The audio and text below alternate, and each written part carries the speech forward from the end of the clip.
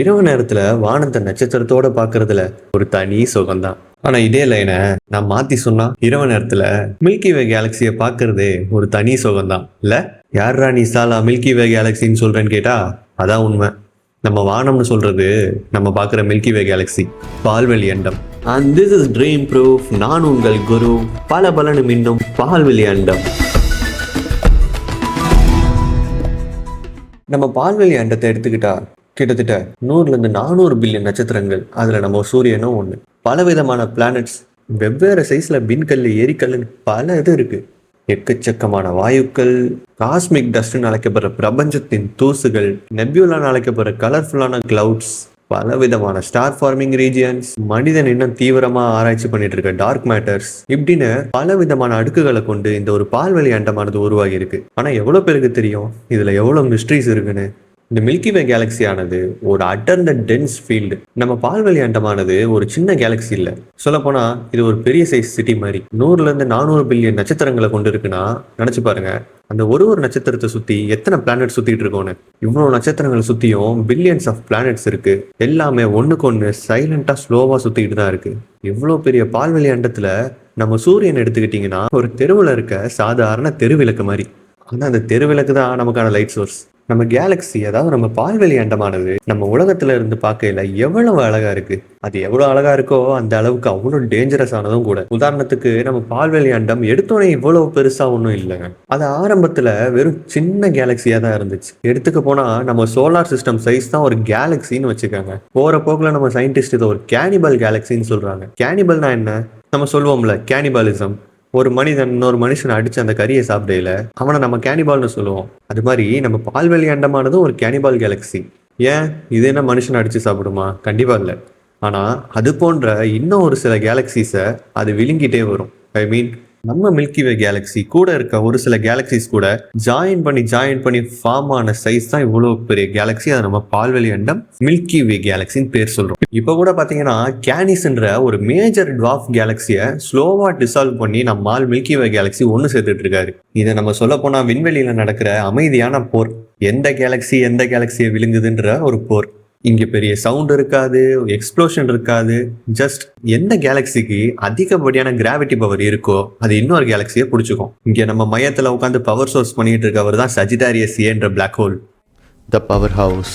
அதே மாதிரி இந்த பக்கத்து கேலக்சி சாகும்போது தயாளு காதல ஏதோ சொன்னா, நாம என்ன சொன்னா பிளாக் ஹோல். அது மாதிரி எந்த பவர் ஹவுஸ், எந்த பிளாக் ஹோல் அதிகப்படியான பவர் இருக்கோ அந்த ஒரு கேலக்சி வின் பண்ணிடும். நம்ம இந்த 1% ஆஃப் ஸ்டார்ஸே ரொம்ப டெக்னாலஜி வச்சு தான் கண்டுபிடிச்சிருக்கோம். ஆனா இவ்வளோ பெரிய கேலக்சிலையும் நம்ம மனுஷன் கண்டுபிடிச்ச ஒரு பொருள் மட்டும் 22 லைட் ஹவர்ஸ் டிஸ்டன்ஸ்ல இருக்கு. லைட் ஹவர்ஸா?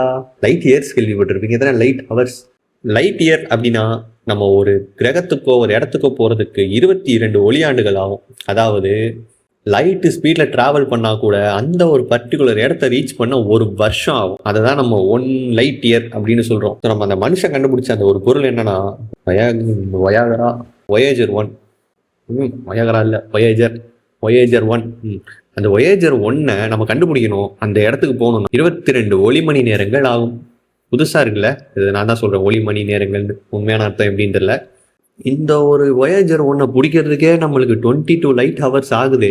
அப்போ ஒட்டுமொத்த கேலக்சி நம்ம கவர் பண்ணி போகணும்னா எவ்வளவு வேகத்துல போகணும்? அதெல்லாம் முடிகிறது கண்டிப்பா 1 lakh லைட் இயர்ஸ். யப்பா, இந்த 1 lakh லைட் இயர்ஸ்ன்றது ஒட்டுமொத்த கேலக்சி கவர் பண்றதுக்கு இல்ல, அந்த கேலக்சியோட மையம் வரைக்கும் போறதுக்கு. அப்படின்னா அப்படியே மல்டிப்ளை பண்ணிக்கோங்க, 2 லட்சம் ஒளியாண்டுகள். சரி, நம்ம போறது பரவாயில்ல, அந்த வொயேஜர் தான் பாதி தூரம் போயிடுச்சேப்பா, அது எவ்வளவு தூரம் போகணும் இன்னொன்னு கேட்டா 70,000 ஆண்டுகள் ஆகணும் இங்கிருந்து அங்கிட்டு கிராஸ் பண்றதுக்கு இந்த வொயேஜர் 1க்கே. நம்ம சோலார் சிஸ்டம் 230 கிலோமீட்டர், அதாவது 230 கிலோமீட்டர் பர் செகண்டுக்கு நம்ம கேலக்சியில உட்காந்து க்ரூஸ் பண்ணிட்டு வருது. 230 கிலோமீட்டர் பர் செகண்ட்னா எவ்வளவு?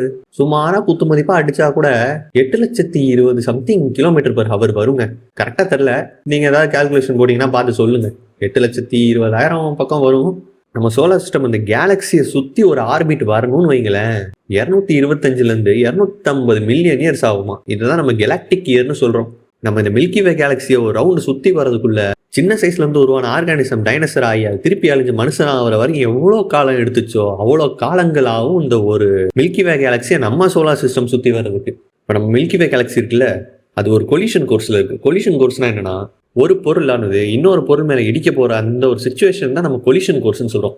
அப்படி என்னப்பா சுச்சுவேஷன் வந்துருச்சுன்னு கேட்டிங்கன்னா, நம்ம பக்கத்தில் ஆண்ட்ரோமேடா கேலக்சின்னு ஒரு பெருந்தலைவர் ஒருத்தர் இருக்காரு. அந்த கேலக்ஸி கூட நம்ம குட்டி தலைவர் மில்கி வே கேலக்ஸி மோத போறாருன்னா பிரச்சனை கிடையாது. அந்த கேலக்ஸி இந்த கேலக்ஸியும் சேர்ந்து ஒரு பெரிய கேலக்ஸியாக மாறிடும். மோஸ்ட் ப்ராபப்ளி நம்ம மில்கி வே கேலக்ஸியில் முக்கால்வாசி பிளானட்ஸ் நிறையா இருக்குது. அதில் எவ்வளோ பிளானட்ஸில் உயிர் இருக்குது, எவ்வளோ பிளானட்ஸ் வெறும் கல் மண்ணு மட்டுமே இருக்குது, நம்ம கணிக்கவே முடியாதுங்க. ஒரு பிளானட்டு ஒரு விதமாக இருக்கும். உதாரணத்துக்கு நம்ம எர்த்தில் எடுத்துக்கிட்டிங்கன்னா பல ரிசோர்ஸ் இருக்குது. அது எல்லாமே நம்ம எடுத்து வச்சுருக்கோம்.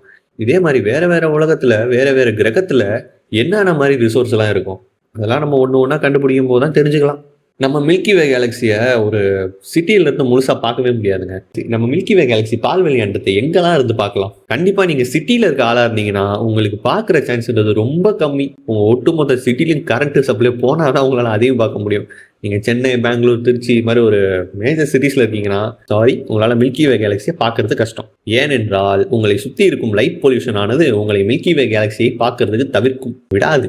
அதனால ஒரு நல்ல ஐடியா என்னன்னா, லைட்டே இல்லாத இடத்துக்கு போய் நின்னா மட்டுமே உங்க கண்ணுக்கு அந்த மில்கி வே கேலக்ஸி தெளிவா தெரியும். இந்த ஒரு மில்கி வே கேலக்ஸி ஆண்ட்ரோமேடா கேலக்ஸியோட மெர்ஜ் ஆகிறதுக்கு ஒரு 4 to 5 பில்லியன் இயர்ஸ் ஆகும். இவ்வளோ பெரிய பால்வெளி அண்டத்துல நம்ம ஒரு மூலையில ஒரு உலகத்துல இருக்கோம். அண்ட் இந்த உலகத்தை பொறுத்த வரைக்கும் நம்மளும் நம்ம கூட சேர்ந்த குடும்பங்களாகிய ஜந்துக்களும், அதாவது animals and plants, species, insect, நம்மளை பொறுத்த வரைக்கும் தாங்க நம்ம வேற அதுங்க வேற. பட் இந்த உலகத்தை பொறுத்த வரைக்கும் நம்ம எல்லாமே ஒண்ணுதான். என்ன நமக்கு மட்டும் கொஞ்சம் மூளை வளர்ந்துருச்சு, அவங்களுக்கும் இருக்கு, ஆனா அவங்க வேற ஜானர். அண்ட் நம்ம பிளானட் ஒரு ஹேபிட்டபிள் ஜோன்ல இருக்கனால இங்க நம்ம உயிர் வாழ முடியுது. ஸோ நம்ம உயிர் வாழ்ற மாதிரியே நம்மளை போன்ற ஒரு உயிரினம் அங்கே உயிர் வாழணும்னா அங்கே ஹேபிட்டபிள் ஜோன் ஒன்று கண்டிப்பாக இருந்தாகணும். அண்ட் அப்படி ஒரு ஹேபிட்டபிள் ஜோன் இருந்தாதான் நம்மளை மாதிரி ஹியூமன்ஸ், அனிமல்ஸ் இவங்கள மாதிரி ஒரு ஸ்பீஷிஸ் உருவாகும். அதையும் தாண்டி வெவ்வேறு சுச்சுவேஷனுக்கு அடாப்ட் ஆகிற மாதிரியும் உயிரினங்கள் இருக்கு. அதுங்களுக்கும் ஹேபிட்டபிள் ஜோன் தேவையான்னு கேட்டா மேபி ஆனால் டிஃப்ரெண்ட்டாக இருக்கலாம். இப்போ நம்ம உலகத்தை எடுத்துக்கிட்டாலே 3.8 பில்லியன் இயர்ஸுக்கு முன்னாடியே உயிரினங்கள் உருவாக ஆரம்பிச்சிருச்சு. ஸோ நம்ம உலகத்தை எடுத்துக்கிட்ட வரைக்கும் நம்ம எல்லாம் ஒரு கார்பன் கெமிஸ்ட்ரி தான். தண்ணீரை சார்ந்திருக்கோம், வெளிச்சத்தை சார்ந்திருக்கோம். இது மாதிரியான ஆர்கானிக் மாலிகூல்ஸ் இதெல்லாம் எடுத்துக்கிட்டோம்னா நம்ம பல விதமான மெட்ராய்ட்ஸ்ல இருக்கு. இன்டர்ஸ்டெல்லார் கிளவுட்ஸ்ன்னு சொல்றோம்ல, விண்வெளியில இருக்க மேகங்கள், நம்ம மேகம் மாதிரி இருக்காது, அந்த டஸ்ட் துகள்கள் இது மாதிரி இருக்க ஒரு மேகங்கள், பல புரோட்டோ பிளானட்டரி டிஸ்க், இது மாதிரி விஷயத்துலலாம் நம்ம பல விதமான கெமிக்கல்ஸை கண்டுபிடிக்கிறோம். இது எல்லாமே ஒரு லைஃப் உருவாகிறதுக்கான விஷயங்கள் தான். ஸோ ஒரு உயிரினத்தை முழுசா கண்டுபிடிச்சிட்டாங்களான்னு கேட்டீங்கன்னா இல்ல. பட் அதுக்கான பயாலஜிக்கல் சயின்ஸ்ன்றது பல உலகங்கள்ல இருந்து கண்டுபிடிக்கப்படுது.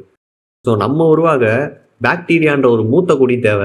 அது மாதிரி ஒரு உலகத்திலையும் மூத்த குடியான பாக்டீரியா அது மாதிரி ஏதாச்சும் ஒரு உருவானா மட்டுமே அது 3.0 பில்லியன் இயர்ஸ்க்கு அப்புறமேட்டு நம்ம மாதிரி ஒரு உயிரினமா மாறுறதுக்கு வாய்ப்பு. ஆனா நம்ம கேள்விப்பட்டிருப்போமே, நம்ம எர்த்தை விட பெரிய எர்த்து நிறைய இருக்கு, எக்ஸோ பிளானட்ஸ்ன்னு சொல்றோம். ஏகப்பட்ட பிளானட்ஸ் நம்ம சூரியன் உருவாகிறதுக்கு முன்னாடியே இருக்கு. அதுலலாம் இருக்குமே ப்ரோ அப்படின்னு கேட்டா இருக்கலாம், வாய்ப்புகள் இருக்கு. பட் ஒரு சின்ன ப்ராப்ளம்ஸை தாண்டி அந்த உயிர் வாழ்ந்துச்சுன்னா மேபி இருக்கலாம். மாஸ் எக்ஸ்டென்ஷன் சொல்லப்படுற பேரழிவு, பலவிதமான சோலார் ரேஸ், இதுல இருந்தெல்லாம் இந்த உலகம் தப்பிச்சதுன்னா அதுல இருக்க பாக்டீரியாஸ் எவால்யூஷன் ஆகிறதுக்கு வாய்ப்பு இருக்கு. ஏங்க நம்ம மார்ஸ்லயே தண்ணி இருந்துச்சாங்க தெரியுமா? அந்த மார்ஸ்ல இருக்க தண்ணியெல்லாம் இப்ப எங்க போச்சு? அதுவே எத்தனை நாளுக்கு முன்னாடி ஆச்சோ. கடல் இருந்ததுக்கான அறிகுறியெல்லாம் நம்ம மார்ஸ்ல கண்டுபிடிச்சிருக்காங்க. அங்கேயும் உயிரினம் இருந்திருக்குமான்னு கேட்டா நாங்க நேர்ல போய் ஆராய்ச்சி பண்ணோம்னா அங்க கண்டுபிடிக்கிறது சான்ஸ் இருக்கு. எல்லாம் மண்ணுக்குள்ள கடந்தாலும் கிடக்கும், நோண்டி எடுப்பாங்க இனிமேல் தான். சப்போஸ் அப்படி ஒரு உயிரினங்கள் நம்ம கேலக்சியில இருக்க பிளானட்ஸ்ல இருந்தா கூட ஒண்ணு நம்மளை விட அது அறிவுல கம்மியா இருக்கலாம். கம்மியா இருந்தா நம்மளை ரீச் பண்ண முடியாது. இல்ல நம்மளை விட அறிவு அதிகமா இருந்தா நம்மள அவங்க கண்டுக்கவே மாட்டாங்க. பல உலகத்துல பயோசிக்னேச்சர் அப்படின்றத கண்டுபிடிச்சிருக்காங்க. பயோசிக்னேச்சர்னா என்னன்னா, உயிரினங்கள் ஒரு பூமியில உயிர் வாழுதுன்னா அதுங்க ரிலீஸ் பண்ற கேசஸ் மேல போய் அட்மாஸ்பியர்ல தேங்கி நிற்கும். இப்போ நம்ம ரிலீஸ் பண்ற கேசஸ்னு ஒரு சில கேசஸ்லாம் இருக்கு. அந்த மாதிரி கேசஸ்லாம் இந்த பூமியில உயிர் இருக்கு அப்படின்றத காட்டி கொடுக்கும். இதைதான் நம்ம பயோ சிக்னேச்சர் அப்படின்னு சொல்றோம். ஸோ அப்படி ஒரு சில பிளானட்ஸ்ல நம்மளை விட புத்திசாலியான ஏலியன்ஸ் இருக்கு அப்படின்னா நம்ம ஏன் இன்னும் அதை பத்தி கவனிக்கல?